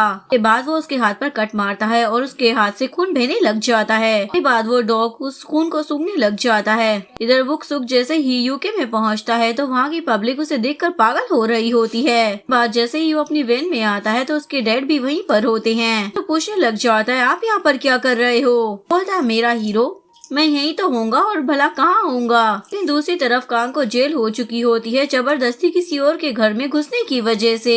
वहाँ पर आती है और उससे पूछती है तुम यहाँ पर क्या कर रहे हो। उससे पहले वो ऑफिसर को वश में कर बोलती है इस आदमी का पता लगाओ कि ये कहाँ पर है। एक्चुअली में पेंटर ने खंजर चोरी करने वाले आदमी की पेंटिंग बना दी होती है कि और कोई नहीं बल्कि चोल ही होता है। उसके बाद वो कांग से बात करती है। कांग उससे पूछता है ये सब कुछ क्या हो रहा है। वो बोलती है क्या अभी तक तुम कुछ समझ नहीं पाए हो, ना तुम्हारे डेस्टिनी को तुम्हारी दोस्त की डेस्टिनी से स्विच कर दिया है। ये तो तुम्हारी विश थी ना कि तुम्हारा दोस्त फुटबॉल टीम का प्लेयर बने। कांग पूछता है तुमने मेरे साथ ऐसा क्यों किया। बोलती है क्योंकि मैं तुम जैसे घमंडी और बदतमीज लोगों के साथ ना ऐसा ही करती हूँ। वो बोलता है प्लीज सब कुछ पहले जैसा कर दो, मैं तुम्हें और पैसे दे दूंगा। बोलती है अब तुम मेरे क्लाइंट नहीं रहे, वैसे भी तुम यही चाहते थे ना कि तुम्हारा दोस्त तुम्हारी तरह सक्सेसफुल हो जाए। शायद तुम्हें पता नहीं है जब एक को ताज पहनाया जाता है तो दूसरे को अपना ताज देना ही पड़ता है। ये भी एक रास्ता है सब कुछ ठीक करने का, लेकिन मुझे नहीं लगता कि वो काम करेगा। उसके बाद वो कांग को उसके यूके वाले घर में लेकर आ जाती है। यहाँ पर वुक्सुक अपने डैड के साथ होता है लेकिन वो दोनों इन दोनों को देख नहीं पा रहे होते। बाद वो उसे दिखाती है कि वुक्सुक कैसे अपनी लाइफ से काफी ज्यादा खुश है। उसे पता है कि ये सारी ट्रॉफीज उसकी नहीं है, उसके बावजूद भी वो खुश है। सब बातें समझने के बाद भी वो कांग के बारे में कुछ नहीं सोच रहा है, बस अपने बारे में सोच रहा है। देखकर कांग का दिल तो टूट जाता है। उसके बाद वो उसे वापस से जेल में लेकर आ जाती है और बोलती है तुम्हारा दोस्त जब अपनी ड्रीम लाइफ छोड़कर तुम्हारे लिए विश मांगेगा तभी तुम अपनी पुरानी लाइफ में जा पाओगे। मुझे नहीं लगता कि वो ऐसा करेगा, पर कोई बात नहीं, मैं फिर भी तुम्हें अपना क्लाइंट बना लूंगी। पहले मुझे ना तुम्हें कुछ मैनर्स सिखाने होंगे। बोलता है क्या कहा मैनर्स, अब तुम और क्या करना चाहती हो। यूनू तो स्माइल करने लग जाती है। नेक्स्ट सीन में कांग अकेले जेल में बैठा हुआ होता है और बाकी कैदी सो रहे होते हैं और खराटे ले रहे होते हैं, जिसकी वजह से उसे नींद नहीं आ रही होती। तभी पुलिस ऑफिसर आकर बोलता है आपकी बेल हो गई है, और ये बेल और किसी ने नहीं बल्कि कोच ने कराई होती है। कोच उसे बोलता है तुम ऐसा कब तक करते रहोगे, तुम मुझसे नाराज हो क्या? एक सॉरी बोलने से तुम्हारा क्या चला जाएगा? चलो कोई बात नहीं, मैं तुम्हें खेलने दूंगा 4 डिवीजन, और अगर तुम अच्छा खेलोगे ना तो अगले साल तुम 3rd डिवीजन में प्रमोट हो जाओगे। कांग बोलता है ये क्या बात कर रहे हो, पागल हो गए हो क्या? और वो वहाँ से चला जाता है और उसका पीछा वही डॉग कर रहा होता है। तभी वुक्सुक को उसके पास कॉल आता है। वुक्सुक उसे बता रहा होता है मैं ना नेशनल टीम का प्लेयर बन गया हूँ। तुम कहाँ पर हो? वो बोलते है मैं ना कोरिया में हूँ। एक्चुअली मैं ना हम दोनों की डेस्टिनी ना स्विच हो गई है। वुक्सुक पूछता है तो अब हमें क्या करना होगा? वो बोलता है मैंने उससे पूछा है, उसने कहा है कि तुम्हें विश मांगनी होगी तभी हमारी किस्मत वापस आपस में बदल जाएगी। वो बोलते क्या मुझे विश मांगनी होगी? वो बोलते हाँ क्योंकि मेरे पास पे करने के लिए कुछ भी नहीं है। तुम चेक करो तुम्हारे पास कोई कार्ड है क्या? तभी उधर उसके फादर आ जाते हैं और बोलते हैं बाहर आओ, मुझे तुमसे बात करनी है। और वुक्सुक इधर देखता है कि साइड में कार्ड होता है, पर वो कह देता है मैं तुमसे बाद में बात करता हूँ और फोन कट कर देता है। वुक्सुक तो काफी ज्यादा कंफ्यूज हो जाता है कि अब वो क्या करे। जैसे ही वो नीचे आकर देखता है तो उसके डैड घड़ियां चमका रहे होते हैं। डैड उसे बोलते हैं लोग तो तुम्हें साइन करने के लिए मरे जा रहे हैं, अगर वो लोग तुम्हें साइन कर लेते हैं ना तो उसके बाद मुझे कार चाहिए, खरीद के दोगे ना? वुक्सुक अपने डैड को देखता रह जाता है और कांग बस में बैठा हुआ होता है। तभी उसे वोसी का कॉल आता है, मुझे 1 महीना दे दो। एक्चुअली मैं वो से ये कहना चाहता था कि 1 महीना वो ये वाली जिंदगी जीना चाहता है। तो वादा करता हूँ कि मैं पक्का स्विच बैक कर लूंगा, मैं अभी करूँ या फिर बाद में करूँ क्या फर्क पड़ता है? बोलकर वो फोन कट कर देता है। कांग बोलता रह जाता है मैं ऐसे नहीं जी सकता, प्लीज मेरे साथ ऐसा मत करो। इसके बाद वो एयरपोर्ट पर आकर अपना पासपोर्ट दिखाता है और बोलता है मुझे ना लंदन का 1 वे टिकट चाहिए। वो मना कर देती है आपका पासपोर्ट तो एक्सपायर हो चुका है। वहाँ पर आ जाती है और बोलती है मुझे लगता है तुम्हें सबक मिल गया है क्योंकि मुझे ना स्टूपिड ह्यूमन पसंद नहीं आते हैं। कांग बोलता है कौन सा लेसन? तुम्हें क्या लगता है मुझे लेसन की जरूरत है? बोलती है लगता है अभी तक नहीं सीखा, और वो चुटकी बजाने वाली होती है। तभी कांग उसकी चुटकी पकड़ लेता है। मेरी जिंदगी मुझे वापस दे दो, मैं ऐसे नहीं जी सकता। देखती रह जाती है कि उसने उसका हाथ पकड़ा हुआ है तो फिर वो एकदम से उसका हाथ छोड़ देता है। यून बोलती ठीक है, तुम्हें पहले इतना घमंडी नहीं होना चाहिए था ना।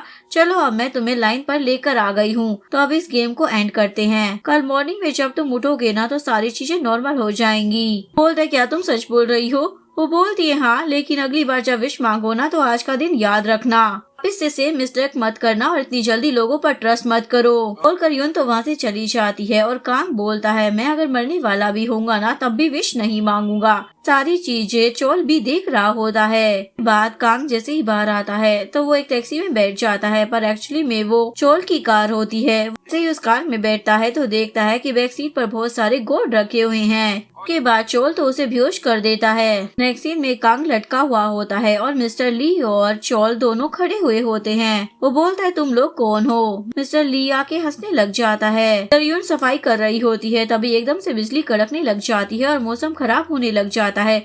उसे लगता है पक्का कुछ गलत होने वाला है। मिस्टर ली वो विश वाला कार्ड ढूंढता है और चोल को बताता है इसके पास वो कार्ड नहीं है, तुम गलत बंदे को उठाकर लेकर आ गए हो। कांग बोलता है तुम लोगों ने मेरे जैसे मासूम बंदे को क्यों उठाया है? मेरे पास तो पैसा भी नहीं है। चोल उसे बोलता है हम ना किसी चीज को ढूंढ रहे हैं, अगर वो मिल जाती है तो मैं प्रॉमिस करता हूँ कि तुमको कुछ नहीं होगा। हमारे पास वो विश कार्ड है, ना उससे कुछ काम है। वो बोलता है पहले बताना चाहिए था ना। वुक्सुक अपने डैड को काफी ज्यादा शॉपिंग करा रहा होता है और उन्होंने काफी सारी घड़ियां भी खरीद ली होती है। डैड को खुश देखकर बोलता है हम लोग आपके लिए कार भी लेने चल रहे हैं। उसके डैड तो खुश हो जाते हैं लेकिन तभी वुक्सुक को कांग का कॉल आता है, लेकिन वो कॉल अटेंड ही नहीं करता। अपने डैड को बोलता है आप चलिए मैं भी आता हूँ। कांग बताता है वो ना कॉल अटेंड नहीं कर रहा, लेकिन आपको फोक्स के साथ क्या काम है? आप उससे ऐसी कौन सी विश मांगना चाहते हैं? मैं आपको बता रहा हूँ, आपको लगेगा कि आप विश मांग लेंगे तो दुनिया चेंज हो जाएगी, पर एक्चुअली में सारी ना गलत चीजें ही होती है। चलिए बोलता हमें सब कुछ पता है, हम ना फोक्स को मारना चाहते हैं। कांग को याद आ जाता है ये मिस्टर ली तो वही है जिसने वुक्सुक को हिट किया था। वुक्सुक उसे कॉल करता है और बताता है मुझे माफ करना, मैं ना थोड़ा बिजी था, मैं तुमसे भीख मांगता हूँ, मुझे सिर्फ 1 महीना दे दो, इससे ज्यादा कुछ नहीं मांग रहा। बोलता ठीक है मैं तुम्हें बाद में कॉल करता हूँ। कॉल कट कर देता है। मिस्टर ली पूछता है क्या हुआ? वो बोलता मुझे नहीं लगता ये काम करेगा, अभी वो फोक्स बिल्कुल पसंद नहीं है। मतलब ये थोड़ी है कि हम लोग उसे मार देंगे। बोलता अगर तुम्हें ये लगता है तो हम लोग कोई दूसरा रास्ता ढूंढ लेंगे। मिस्टर ली एक ब्रिक कांग के सर पर मार देता है और वो जमीन पर गिर जाता है। इधर यून माचा बना रही होती है, तभी एकदम से उसके दिल के अंदर दर्द हो जाता है। एक्चुअली में उसकी पावर थोड़ी थोड़ी जा रही होती है, जिसके बाद एकदम से माचा नीचे गिर जाता है। यून बोलती ये सब क्या हो रहा है। इसके बाद वो अपनी स्पिरिचुअल पावर को बाहर निकालती है और उसको तोलती है, जिससे उसे पता लग जाता है कि उसकी स्पिरिचुअल पावर कम होने वाली है। तब वो बैलेंस में नहीं रही है। आदियुन वहाँ पर आ जाती है और देखती है कांग नीचे गिरा हुआ है। आसपास देखकर बोलती है ये कैसी जगह है। मिस्टर ली बोलता है इसी जगह पर ना तुम मरोगी। वो पीछे मुड़ती है तो बोलती है ये चेहरा तो जाना पहचाना लगता है। उसके बाद वो चोर को देखती है और बोलती है ओ ये तुम हो शमन। बोलता वाह तुम मेरा नाम भी जान गई हो। यून बाहर आने की कोशिश करती है लेकिन वो बाहर नहीं आ पाती। क्या तुमने मुझे यहाँ पर ट्रैप कर दिया है। चोर बोलता है मैंने ना कई सालों से रिसर्च की है, तुम्हारी पावर यहाँ पर काम नहीं करेगी। फिर उसे चिढ़ाने लग जाता है। यून बोलती है पता है काफी सारे इंसान आए थे मेरी फॉक्स बीट के पीछे, उनमें कुछ तुम्हारे जैसे भी थे, पर तुम्हें पता है उनका क्या हुआ। यून की बॉडी पर एक रस्सी आकर बन जाती है, जिसके बाद यून हिल भी नहीं पाती। चोर बोलता है मैंने सुना है इस खंजर से कुछ भी काट सकते हैं, ह्यूमन, गोस्ट और फॉक्स भी। बाद वो फोक्स के वो खंजर मार देता है। उसके बाद वो फोक्स नीचे गिर जाती है और सीन यहीं पर कट हो जाता है। इधर एक मॉन्क पेंगुइन से बात कर रहा होता है। तुम यहाँ से जाने वाले हो। पेंगुइन बोलता हाँ टाइम आ गया है, इसलिए मुझे जाना होगा। बोलता है तुमने इतने सालों तक जो रखवाली की थी, तुम्हारी लॉन्ग वॉच वो रो रही है। पेंगुइन हाँ बोल देता है। इधर मिस्टर ली और चोल स्माइल कर रहे होते हैं। वो देखते हैं यूनो पीछे खड़ी हुई है। फिर वो देखते हैं ये तो एक पुतला था जिसके ऊपर वो खंजर घुसा हुआ था। बोलती है मैं काफी ज्यादा इम्प्रेसिव हूँ ना, और दोनों को नीचे गिरा देती है। और वो चोल को बोलती है तुमने लगता है काफी सालों तक मेरे ऊपर रिसर्च की है, लेकिन मैंने भी कुछ पता किया है। तुम 54 साल के हो ना। फ्लैशबैक में दिखाते हैं जिस पुलिस मैन को यून ने कंट्रोल किया था उसने सब कुछ बता दिया था। मैनेजर था और स्टॉक को प्रिडिक्ट करता था, तो उसने पैसा बनाया। 10 साल पहले उसने अपनी नौकरी छोड़ दी। इसके बाद अब वो कहाँ रहता है किसी को पता नहीं। उसका लास्ट हाउस ये था। यूनो को क्लियर हो जाता है कि वो उसकी फॉक्स स्पीड ढूंढ रहा है। इसके बाद वो चोल के घर पर जाती है। जैसे ही वो पीछे मुड़ती है तो वहाँ पर बहुत सारे गोस्ट होते हैं। उसे चोल के बारे में सब कुछ पता कर लेती है। दिन में चोल उसे बोलता है तो अब तुम मुझे मारोगी। बोलती है भला मैं अपने हाथ गंदे क्यों करूँगी, वैसे भी तुम्हारे पास ज्यादा टाइम नहीं है, तुम ना तड़प तड़प के मरोगे। उसके बाद वो ली की तरफ देखती है और बोलती है लगता है अभी भी तुम्हें सबक नहीं मिला है, मैं तुम्हारे लिए ना वापस जरूर आऊंगी। वो बोलता है अरे मेरी माँ मैंने कुछ नहीं किया है, सारा ना इसी का आइडिया था। यून चुटकी बजा देती है, जिसके बाद वो दोनों गायब हो जाते हैं। कांग को देख रही होती है जो यहाँ पर घायल पड़ा हुआ होता है। यून बोलती है क्या क्या मजाक है, जो भी गॉड हैं उनको इंसानों में कोई इंटरेस्ट ही नहीं है, चाहे वो कितना भी गलत करे उन्हें कोई पनिश नहीं करता, लेकिन बाकी के सारे जो भी क्रिएचर्स है हेवन उन पर नजर रखती है। इसके बाद वो कांग को बोलती है जल्दी से खड़े हो जाओ, अगर आज तो मर गए ना तो मेरे लिए मुसीबत खड़ी हो जाएगी। कांग एकदम से उठने लग जाता है। यूनो से बोलती है अगर तुम मरना चाहते हो तो कल मर जाना ना, अभी तो हेवन मेरे ऊपर नजर रख रहा है। हमारी किस्मत स्विच हुई हुई है, इसलिए सारा इंजाम मेरे ऊपर ही आएगा, क्योंकि मैंने इंसानों के कामों में इंटरफेयर किया। उससे पूछता है तुम ठीक हो, वैसे उन लोगों का क्या हुआ। यूनुस खंजर को अपने पास ले लेती है और बोलती है क्या हुआ, तुम भी मुझे मारने की प्लानिंग कर रहे हो क्या।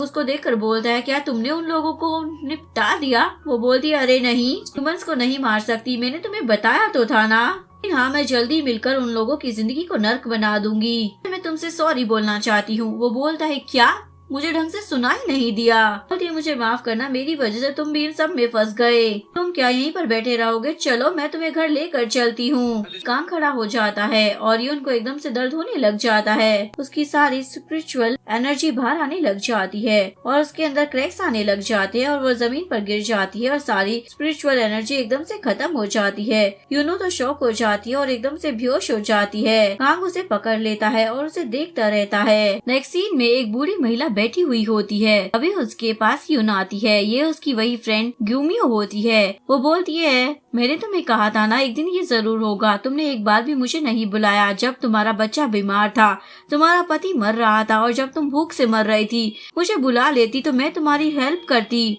मुझे समझ नहीं आया तुमने ऐसी जिंदगी क्यों जी। मुझे पता था तुम सब कुछ भूल जाओगी। मोमो को डिमेंशिया हो चुका होता है और वो अपने पति और बच्चे की ग्रेव पर बैठी होती है। उसे बोलती है मुझे पता था एक दिन तुम अकेली हो जाओगी और बूढ़ी होकर मरोगी, फिर भी तुमने यही रास्ता चुना। लेकिन वो बोलती है कौन हो तुम तो बहुत ही ज्यादा सुंदर हो। है मैं ना तुम्हें गुड बाय कहने के लिए आई हूँ, आज तुम मरने वाली हो। मैं ना कभी इंसान नहीं बनूंगी और ना ही किसी इंसान से प्यार करूंगी। मैं तुम्हारी तरह कभी नहीं जीऊंगी। तभी वहाँ पर गांव वाले लोग आ जाते हैं और रोने लग जाते हैं। एक्चुअली में अब वो मर गई होती है। यूनो की आंखों में भी आंसू आ जाते हैं। मैं कांग देखता है यून की आंखों में आंसू है और वो उसके बिस्तर पर लेटी हुई होती है। यून एकदम से उठ जाती है और बोलती है इतनी ज्यादा लाइट, जल्दी से बंद कर दो, वैसे हम लोग कहाँ पर हैं। बाद वो चुटकी बजाकर पर्दा क्लोज करने की कोशिश करती है लेकिन नहीं लगता। के बाद वो चिल्लाने लग जाती है। कांग उससे पूछता है क्या हो गया है। बोलती है मैं ना इंसान बन गई हूँ। मिस्टर ली को दिखाया जाता है जो एक रूम में रह रहा होता है और चोल वहाँ से जा रहा होता है। ली उसे बोलता है तुम मुझे छोड़कर कहाँ पर जा रहे हो। चोल उसे बोलता है एक रूम में एक दिन से ज्यादा मत रहना, जगह चेंज करते रहना, नहीं तो वो तुम्हें तुम्हारी एनर्जी से पहचान लेगी। जिसके बाद चोल वहाँ से चला जाता है। फिर कांग बोलता है मुझे कुछ भी समझ नहीं आया, तुम कहना क्या चाहती हो। वो बोलती है इसमें समझने वाली क्या बात है, मैं इंसान बन गई हूँ। वो बोलता है तो इसमें क्या बड़ी बात है। बोलता है नाइन टेल फॉक्स तो इसीलिए जीती है ना ताकि वो इंसान बन जाए। ह्यूमंस का लीवर खाती है और उसके बाद इंसान बन जाती है। कहानियों में तो मैंने यही सुना है। वो बोलती है तुम इंसान एकदम पागल हो गए हो, कुछ भी यकीन करने लग जाते हो। कांग बोलता है ठीक है मैं समझ गया, ऐसे ये हुआ कैसे। वो बोलती है क्योंकि मैंने तुम्हारी जान बचाई, तुम मर रहे थे और मेरी स्पिरिचुअल पावर जा रही थी तो मैंने तुम्हें बचाया। उस टाइम पर मुझे लगा कि जो भी हो रहा है मुझे उसे रोकना चाहिए और हेवन ने इससे अच्छा काम माना। वो लोग ऐसा कैसे कर सकते हैं, मैंने इतनी सारी गलत चीजें भी तो की है ना। सिर्फ एक घटिया लाइफ बचाने के चक्कर में ये हो गया। कांग बोलता है बात तो सही है, तुम इंसान बनने के लायक तो हो नहीं, का कोई गलती तो जरूर हुई है। बोलती हाँ तुम भी मानते हो ना। वो बोलता है हाँ पर आगे क्या करना है। तुम्हारे लिए बुरा लग रहा है, तुम्हें तुम्हारी इच्छा के विरुद्ध इंसान बना दिया गया है। मैं तुमसे पूछना चाहता था, तुमने कल कहा था कि कल सुबह सब कुछ ठीक हो जाएगा, लेकिन अब तो दोपहर हो गई है, कुछ भी ठीक हुआ क्यों नहीं। बोलती अब कैसे होगा, मेरे पास मेरी पावर ही नहीं है, बिना पावर के भला मैं क्या ही कर सकती हूँ। वो बोलता है तुम मजाक कर रही हो ना, मैं ऐसे नहीं जी सकता। वो बोलती है अभी फिलहाल तुम्हें ऐसे ही जीना होगा कुछ टाइम के लिए। वो बोलता है कुछ टाइम मतलब एक हफ्ता, एक महीना या फिर एक साल, कोई रास्ता नहीं है क्या इन सब से निकलने का। वो बोलती है नहीं है तो बनाना पड़ेगा। बाद वो टैक्सी लेकर वहाँ पर पहुँच जाता है जहाँ पर पेंगुइन रहता था। यून टैक्सी को लात मारती है, ये कितनी ज्यादा स्लो चलती है। के बाद वो मोंग से मिलती है। मोंग उसे बोलता है वो यहाँ पर नहीं है, यहाँ से जा चुका है। को तो काफी ज्यादा गुस्सा आ जाता है। वो बोलता है थोड़ी चाय पी लो। उसके बाद वो उसे एक ID कार्ड दे देता है और बोलता है पेंगुइन ने कहा था तुम्हें ना इसकी जरूरत पड़ेगी, अब से तुम्हारा नाम ना हुक्सुन है। इसके बाद वो बाहर आती है। बाद वो जो प्रे करने वाला एरिया होता है उसे जलाने लगती है। सारे मोंग उसे मारने के लिए आ जाते हैं। के बाद पुलिस उसे लेकर चली जाती है और ये जेल में होती है। कांग बोलता है मोंग ने फिर भी तुम्हारी ही साइड ली है,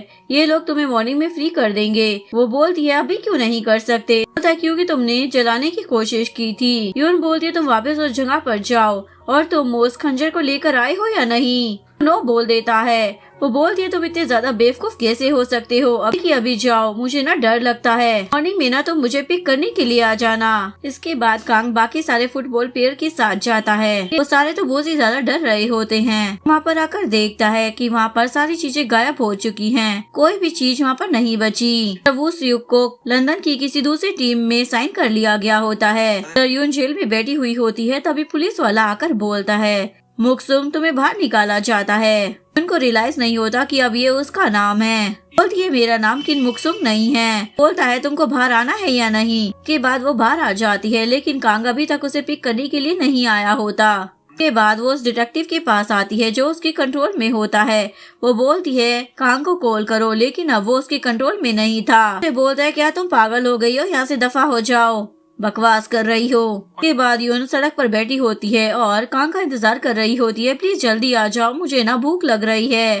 कांग वहाँ पर आ जाता है वैन लेके। यून बोलती है मुझे लगा तुम मुझे छोड़ दोगे। वो बोलता है भला मैं ऐसा क्यों करूँगा, मुझे भी तो तुम्हारी जरूरत है, हम लोगों को न सरोसान माउंटेन जाना है। वो बोलती है वहाँ पर क्यों? वो बोलता है मैं तुम्हें बताता हूँ, वहाँ पर तुम्हारा वो खंजर ढूंढने के लिए गया था, लेकिन मुझे वहाँ पर दूसरी 9 टेल फॉक्स मिली। वो बोलती है क्या? वो बोलता है हाँ, वहाँ पर एक न्यूज़पेपर था, अंदर एक न्यूज थी कि एक कपल को 9 टेल फॉक्स ने बचाया है। के बाद यून और कांग दोनों खाना खा रहे होते हैं। बोलती है ये ना झूठी अफवाह भी हो सकती है, क्योंकि इंसान काफी झूठी खबरें फैला देते हैं टेंशन के लिए। कांग बोलता है मैंने उनसे बिल रखा हूँ, वो काफी ज्यादा जेन्युइन लग रहे थे। उन्होंने बताया कि सर्दी काफी ज्यादा थी और वो माउंटेन से आ रहे थे और उनकी वाइफ को हाइपोथीमिया था। फिर उन्हें रास्ते में 9 टेल फॉक्स मिलती है जिसने आग जलाकर उनकी हेल्प की। के बाद वो लोग माउंटेन से नीचे आ गए। के बाद वो वहाँ से गायब हो गई। कांग बोलती है हाँ ऐसा हो सकता है, पर एकदम से ऐसी चीजें क्यों हो रही हैं? अचानक से उस जगह से सब कुछ गायब हो गया और वहाँ पर न्यूज़पेपर आ गया। तो लग रहा है ये सब कुछ प्लान किया गया है। मुझे लगता है ये हेवन का काम है। वो लोग ना क्लू छोड़ रहे हैं और चाहते हैं कि हम माउंटेन पर जाएं। के बाद वो उसे न्यूज़पेपर का आर्टिकल दिखाता है। बोलती है डेट देखो, जिसमें 1997 लिखा होता है। ये न्यूज़पेपर 20 साल पुराना होता है। कोइंसिडेंस नहीं हो सकता कि वो एकदम से वहाँ पर आया। हेवन में कोई ना कोई मुझे चाहता है। कांग बोलता है क्या दूसरी कोई 9 टेल फॉक्स नहीं हो सकती क्या? बोलती है मुश्किल है, मैं ना आखिरी हूँ और मैं दूसरों की प्रेजेंस ना फील कर सकती हूँ। मैंने काफी टाइम से किसी की प्रेजेंस फील नहीं की है। इसके बाद ये लोग माउंटेन पर जाने लग जाते हैं और चढ़ाई कर रहे होते हैं। कांग उसे बोलता है आज हम लोगों को सो जाना चाहिए, चढ़ाई हम कर लेंगे, रात को ना काफी ज्यादा ठंड हो जाएगी। बोलती है मैं सारी जिंदगी ना माउंटेन पर रही हूँ, कोई प्रॉब्लम नहीं होगी। में दिखाया जाता है वो काफी ज्यादा थक गई होती है, क्योंकि अब वो इंसान बन गई थी। बोलती है ये इंसान की बॉडी ना किसी काम की नहीं है। एक लेडी आकर उसे केला दे देती है, ये खाओ, इससे तुम्हें एनर्जी मिलेगी। बाद ये लोग ऊपर जा रहे होते हैं, तभी सामने से एक बंदा आकर उसे बोलता है आपको ठंड लग जाएगी, आप ये ले लीजिए, ट्रैकिंग की छड़ी भी ले लो, आपको ऊपर चढ़ने में हेल्प करेगी। बोलती है आज इंसानों को हो क्या गया है, एकदम से ये लोग इतनी ज्यादा हेल्प क्यों कर रहे हैं? वहाँ पर डिजास्टर मैनेजमेंट की टीम आ जाती है और बोलती है किसी ने ना आपके लिए रिपोर्ट की है। इसके बाद वो उसे पुलिस स्टेशन लेकर आ जाते हैं। तो पुलिस ऑफिसर बोलता है आप इतनी रात को चढ़ाई कर रहे हैं, इसकी एक ही वजह हो सकती है कि आप अपनी जिंदगी खत्म करना चाहते हैं। बोलता है भला हम ऐसा क्यों करेंगे, और वो भी इतनी चढ़ाई कर हमें वापस से नीचे लेकर आ गए हो, पागल हो क्या? पुलिस ऑफिसर बोलता है हमें ना रिपोर्ट मिली है कि एक कपल ऊपर जा रहा है। बोलता है हम कपल नहीं हैं। पुलिस ऑफिसर बोलता है वहाँ पर एक्सपर्ट हाइकर्स ही जा सकते हैं, आप नहीं जा सकते। बाद दोनों बैठकर खाना खा रहे होते हैं, लेकिन यून का पूरा शरीर दर्द हो रहा होता है। इसके बाद वो चम्मच से खाना लेने की कोशिश करती है, पर उसका पूरा हाथ तो हिल रहा होता है। कांग बोलता है रहने दो तुम। इसके बाद वो खुद अपने हाथों से उसे खिलाता है। खाकर बोलती ये तो काफी ज्यादा अच्छा है। बाद कांग जब पेमेंट कर वापिस आता है तो देखता है यून थक कर सो गई होती है, तो वो उसको ताड़ने लग जाता है। दिखने में तो सुंदर है, स्माइल कर रहा होता है, लेकिन फिर खुद को समझाता है ये मैं क्या कर रहा हूँ। यून को सपना आ रहा होता है कि उसकी आंखों में आंसू हैं। उसके दिल के अंदर खंजर घुपा हुआ होता है, और ये खंजर किसी और ने नहीं बल्कि कांग ने ही घोपा होता है। एकदम से उठ जाती है और सामने कांग का चेहरा देखती है। अगर आपको वीडियो अच्छी लगी हो तो प्लीज वीडियो को लाइक करें, चैनल को सब्सक्राइब करें, न्यू अपडेट्स के लिए बेल आइकन का बटन प्रेस करें। मिलते हैं नेक्स्ट वीडियो के साथ, तब तक के लिए सारांगी, बाय बाय।